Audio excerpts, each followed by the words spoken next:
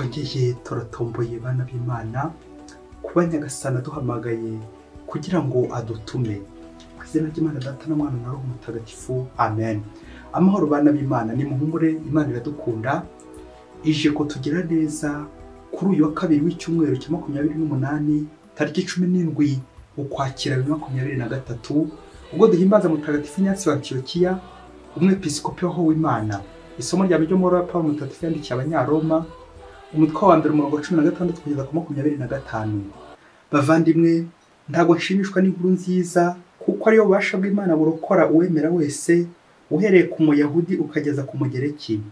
Kuko kandi ni muri yo ubutungane bw'Imana buhishurirwa bushingiye ku kwemera bigakomeza ukwemera kuko byanditswe ngo intungane zabeshwaho n'ukwemera. Kuko rero uburakari bw'Imana bwihishura buva mu ijuru burwanya abagomeramana bose n'abagizi ba nabi bose bapfukirana ukuri muri iyo nabi. Kuko icyo umuntu yamenya ku Mana kirabigaragaza, Imana arakibahishuriye. Koko rero kuva isi yaremwa ubwenge buhera ku byaremwe bugashyikira ibitagaragara by'Imana, no kuvuga ubasha bwayo buhoraho na kamere yayo bwite. Bityo rero ntibabona uko biregura kuko bamenye Imana ariko ntibayiha ikuzo ngo bayishimire uko bikwiriye Imana, ahubwo babaye abapfu bishinga ibitekerezo by'amajwe, maze umutima wabo w'igipfapfa ucura umwijima. Birataga ko abanyabwenge bahinduka abapfayongo, maze ikuzo ry'Imana idapfa barigurana ishusho isa n'umuntu uzapfa, isa n'ibiguruka n'inyamaswa n'ibikururinda hasi. Ngiye impamvu yatumye Imana ibagabiza iby'umutima wabo urarikira, bakora ibiterasoni kugira ngo bihumanye umubiri. Bo baguranye ukuri kw'Imana ikinyoma, basenga ikiremwa baranagikorera, bahigika rurema nyagusingizwa iteka ryose. Amina. Iryo ni ijambo ry'Imana. Zaburi ni 19. Ijuru ryamamaza ikuzo ry'Imana. Ijuru ryamamaza ikuzo ry'Imana, n'ikirere kikagaragaza ibyiza yakoze. Umunsi ubwira undi munsi inkuru yabyo, ijoro rikamenyesha irindi joro. Nanone nta nkuru nta n'amagambo kuko ijwi ryabo ritumvikana, ariko ku isi hose urusobe rwabyo rurigaragaza n'imvugo yabyo ikagera ku mpera z'isi. Ijuru ryamamaza ikuzo ry'Imana. Nyagasani Yezu nabane namwe. Amagambo y'Ivanjili ntagatifu ko yanditswe na Luka umutwe wa 11 umurongo 37 kugeza ku wa 41. Muri icyo gihe Yezu amaze kuvuga atyo, umufarizayi aramutumira, yinjirwe bajya ku meza. Umufarizayi abonye ko atabanje gukaraba mbere yo gufungura biramutangaza, ariko Nyagasani aramubwira ati, niko mwabaye mwebwe abafarizayi, inkongoro n'imbehe murazisukura ndetse n'inyuma hazo, naho mwebwe imbere hanyu huzuye ubwambuzi n'ubugome. Mwabibura bwenge mwe, Imana yaremye inyuma si yo yaremye n'imbere. Ahubwo nimujye mutanga imfashanyo ku byo mutunze, byose bizabatunganira. Iyo ni Ivanjili ntagatifu. Bakristo bavandimwe, Yezu Kristo akuzwe. Mbere yuko tugiye kugera mu mutima, reka twaze tunyarukire iyi Antiyokiya kanya gato, ubundi tuze guhita tugaruka iwacu hano tugere mu mitima yacu, maze twegere Nyagasani. Mutagatifu Inyasi wa Antiyokiya turi guhimbaza none ni umwepiskopi wa Antiyokiya, yabanye n'intumwa, abatizwa n'intumwa, biza kugera igihe ayobora kiliziya ya Antiyokiya, ayibera umwepiskopi. Rero mu gihe cy'itotezwa ry'abakristo, umwami Trojani aza kumurakarira, ategeka ko bazamushumurira intare zashonje ubundi zikamurya. Icyo shaka gucaho akarongo nuko igihe ari mu nzira bagiye kumwica, ubwo aho yatambukaga abakristo bari kumuha amashyi nk'umwami, kubera ko nyine agiye gupfa gitwari, yanze kuyakana ubukristo, maze avuga iyi nteruro ikomeye cyane, wowe nanjye aza kutuganisha ku gitambo cya misa, umugati dusangira duhabwa wa Kristo witanze akitangira abantu.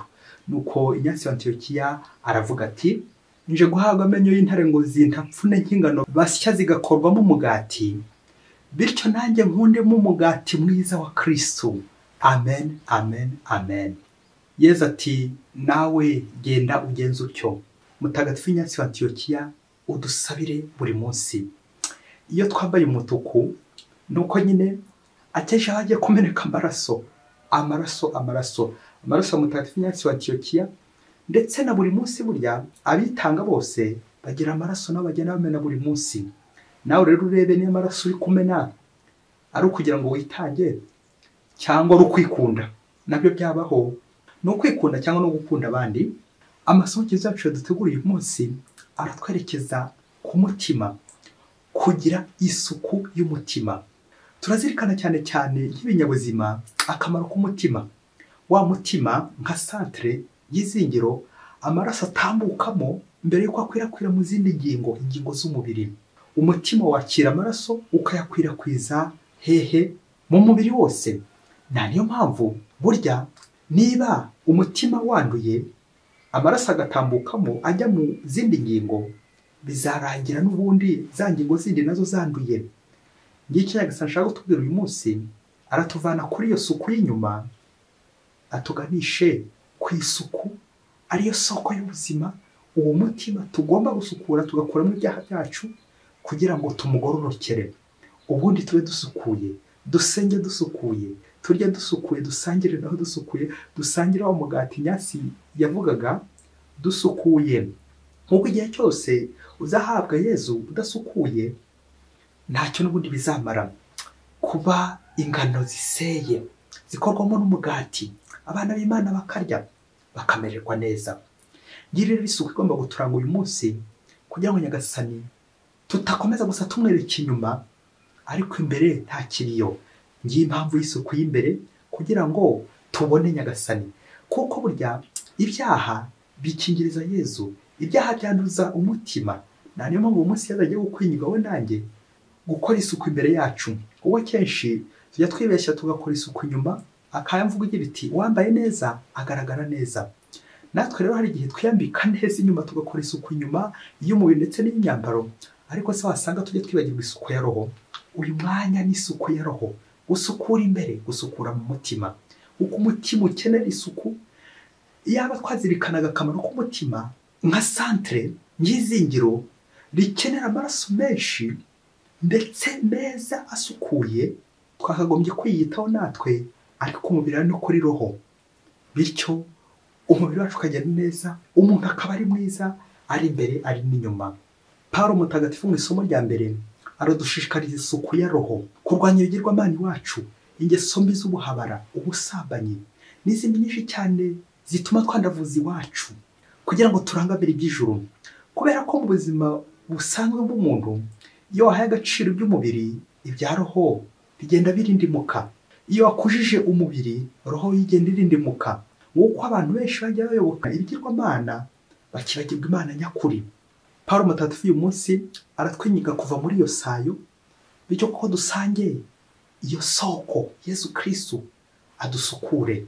Bajya baca umugani ngo akabuza umugabo ibara ntikaba kanini. Ako kantu kajya mu mutima kakaba kawangiza kakangiza n'umubiri wose, ni ukukitondera. Yamvuga igira iti akuzuye umutima agasesekara ku munwa. Nawe uzi kwibaza ako kari ku mutima kawe kari ku mutima gasesekara ku munwa nakahe? Niba ari ntabi uragowe, ariko wa utombo yabaye ari neza iva mu mutima igasakara hose. Uko wa mutima usakaza amaraso mu ngingo zose, nawe ukajya usakaza neza.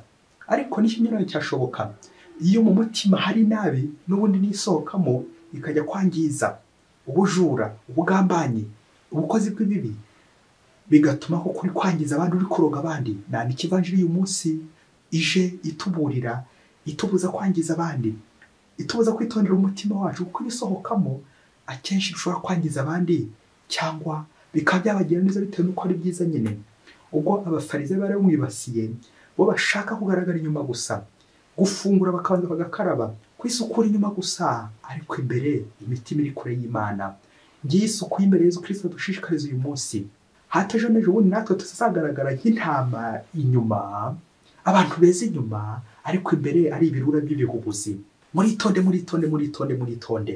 Yezu nitwe ari kubwira ati mwayibura bwenge mwe musukura inyuma gusa, ariko imbere hari gutambuka abacyabanyana babiracika. Koko Yezu Kristo ajya tubona turi imbere ye, twifasha nk'abamarayika abantu b'Imana, ariko imitima yacu iri kure ye. Aparance nziza, uko tugaragara neza inyuma, uko abantu batubona. Aha, wageze se ngo Yezu arabyishimira na nk'uko abantu babyishimira? inyuma ni ubutama ariko inyuma bukaba ari uburura. Inyuma turaryoshya ariko imbere hari kurura. Ari ububihe uze gukora iperereza iwawe, niba uri umukristo koko uraza gusanga bajya bakwita amazina meza.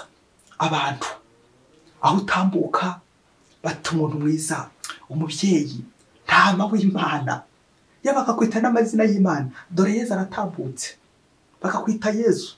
Dore umuntu w'Imana, dore mwiza, dore nyiramwiza, dore fidele, dore mugwaneza, dore mugiraneza, dore Imana y'u Rwanda, n'andi mazina menshi yo kugutaka. Ariko se ujya ureba ku rundi ruhande iyo uheranye na Yesu, ariko se umwanya wo kureho abandi, wasanga Yesu akubona we akaba ari nko kwita kirura, kibihira, kirumira habiri, gicokoma, indyarya, kibeshya, kidasokoza, cyokere, n'andi mazina menshi Yesu we wasanga ariko akubona. Kandi ibya Yesu burya nibyo bitabeshya. Abantu baradutaka bagatubona tugenda neza, ariko twarashiriye imbere, turi kuvira imbere. Iyo umuntu yakomeretse umubiri uri kuvira imbere, naho inyuma ho birashoboka ko wahapfuka bigakunda, ariko umubiri uri kuvira imbere wasanga naraviriyemo imbere. Wasanga Yesu yarabuze umwanya wanjye kubera amaraso nyine yagiye ava imbere, ibikomere byose imbere, ariko nyuma nkagaragara neza. Nyuma nkarenzaho igitambaro gisukuye kandi by'abantu. Uze gukora umwitozo ku mazina abandi bakwita, hanyuma nugera kwa Yesu wongere urebe nawe Yesu nuko Yesu Kristo akubona. Ese urashaka kujya ubonwa n'umuturanyi wawe neza, cyangwa urashaka kujya ubonwa na Yesu neza? Yibaze nanjye nibaze. Iyi nkuru njya gukubwira iraza gusoreza mu kibazo uza gutaha nawe uri kwibaza, uzagihe n'igisubizo ku giti cyawe mu mutima wawe. Umunsi umwe hirya kure cyane muri Afurika, ngo abasore babiri ngo bari inshuti z'akadasohoka, Niba n'urugi. Ariko by'umwihariko bari n'abakristo b'indani basengana, bari inkoramutima, bari n'intangarugero muri ako gace. Abantu bose babona koko, bababona bakifuza kumera nkabo, ku buryo bari barahindutse nk'abavandimwe. Kandi umwe nanjye kuvuga ari nk'abavantara, ariko barabaye inshuti n'ikimenyimenyi. Ngo babanaga mu nzu imwe kugira ngo bakorane neza, nubwo akazi kabo kari gatandukanye, ariko bakabana mu nzu imwe, bityo bibafashe gutunganya neza ibyo bashinzwe. Babanaga mu nzu imwe, umwe afite icyumba undi cye, bakundana pe, inkoramutima izi ngizi undi wese yareberaho urugero. No ku munsi umwe ngo nijoro baryamye, ngo ubwo hari mu gicuku, umutoya ubwo yari mu cyumba cye aza kumva mukuru we ari gutaka. Dore ko ubwo bitanaga abavandimwe nyine, mukuru wundi na murumuna wundi. Nta kindi yakoze, yahise ajya kumureba. Nuko kubw'amahirwe asanga urugi rufunguye. Nawe uze gukomeza utekereze nyuma niturangiza ibi bintu kubivuga, uze gutekereza impamvu urugi rwari rufunguye rwo kwa mukuru we. Kandi mbere hose bashobora gukinga igihe bagiye kuryama, agakinga icyumba cye n'agakinga cye kugira ngo banasinzire neza. Nuko rero murumuna yinjiye asanga undi ari kuva amaraso. Agiye kureba asanga hari icyuma giteretse hafi y'aho yari ari. Dore ko yari yegamiye intebe, atakiri ku buriri ahubwo yegamiye intebe, yiseguye umusego yegamiye intebe. Asanga ari kuva amaraso, atakiri no kongera kuvuga. Wa murumuna we akomeza yibaza, se murumuna wa mukuru wanjye bishoboke ko ari abajura batwinjiranye, none koko bari bagiye kumugera nabi. Nuko aratangira avuga ati, nisohoka nkiruka kuri bariya bajura, mukuru wanjye araza kwitaba Imana, araza gupfa. Ikiruta rero reka nihute mujyane kwa muganga ndebe ko muganga yamuvura. Nuko wa murumuna we yihutira kumujyana kwa muganga. Ageze kwa muganga, ubwo yari ageze muri koma, hashize igihe wa mukuru ava muri koma, muganga amupfuka n'ibisebe yari afite, ubundi aramurekura. Nuko muganga akurikije uburyo bari bamusuzumye, abwira murumuna we ati, bishoboke ko yari aryamye nabi, ubwo yari aryamye ku ntebe, bishoboke ko amaraso yari yabaye make akabura umwuka, kubera ko amaraso atarari kugera mu bwonko. Bishoboke ko uko yari yicaye yabuze umwuka, ariko ubu ngubu ntabonye umwuka. Aramutwara amusubiza mu rugo. Ageze mu rugo, urumva mukuru we nubwo yaravuye muri koma ari no guhumeka, ariko ntiyavugaga. Nuko bukiye mu gitondo, murumuna we yongera kumujyana kundi muganga wirukanaga amashitani, exorciste. We yatekerezaga ati, ko biri kose ntawamenya, bishoboke ko mukuru wanjye abadayimoni barabimwibasiye. Nuko koko ageze kwa exorciste aramusengera, amashitani arayirukana. Maze aramubwira ati, birashoboka ko nijoro amashitani yaje kumuniguza, niyo yamukomerekeje atya, amubuza umwuka, amwicaraho, amubuza kuvuga. nuko mukuru we ataha ari kuvuga. Nuko bageze mu rugo n'ubu bose yari ari kuvuga, ariko yarababaye atishimye uko bari basanzwe bavugana, ntibongere kuvugana uko bikwiye. Uwo mukuru we koko arakaye.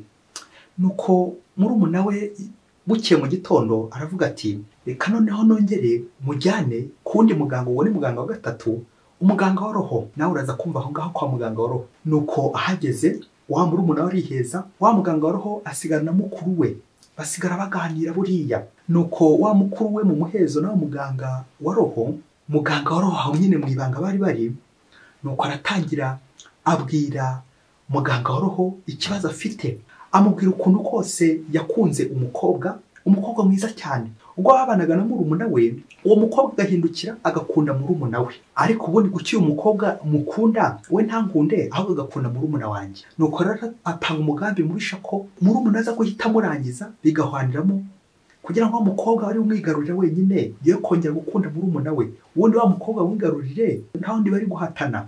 Ubwo rero amubwira ubwo buryo bwose, yararanye icyuma ndetse arara mu ntebe, arara adakinze n'urugi, kugira ngo nakigura murumuna we ntaze guhita akeka, ahubwo aze guhita amugwa gitumo, ahita amwica bihite bihwaniramo. Yongera akomeza amubwira uburyo bwose yakomeje abitekereza, uburyo yageze mu gicuku akabura umwuka, akarota ari kwitera icyuma. Ubwo rero yashidukiye hejuru, akangutse asanga atangiye kwitera icyuma. Nibwo rero yatabaje murumuna we, ahita aza bwangu aza kumutabara. Nyuma y'ibyo byose maze kubona uburyo murumuna wanjye ari gukomeza anjyana mu bitaro impande n'impande, ndetse atanazi n'ubugome namugiye n'ubishana namugiriye, navanyemo amasomo akurikira. Burya murumuna wanjye arankunda, ari nawe inshuti yanjye irankunda, yankundaga njye ariko sinamukundaga. Ubu nahinduye imigambi ko tutazongera gupfa ibintu, ko tutazongera gupfa umukobwa, ukuntu kose yirutse amvuza. Ubwo maze gukira nanjye nzamukiza.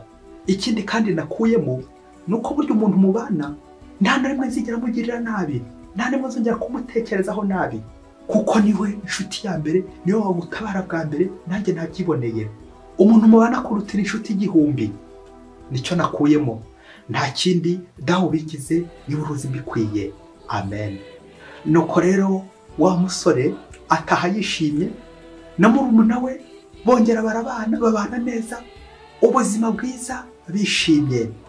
Gutaha yishimye noneho kuko ageze mu bitaro bikuru, ibitaro bikomeye.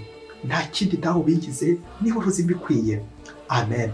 Nakubaza nti aha hari hehe buriya? Aha hari mu ntebe penetensiya, niho hamuhaye ibyishimo. Ahandi hose yanyuze bamuvura inyuma, ariko ahangaha niho bashoboye kumuha iki? Ibyishimo by'imbere.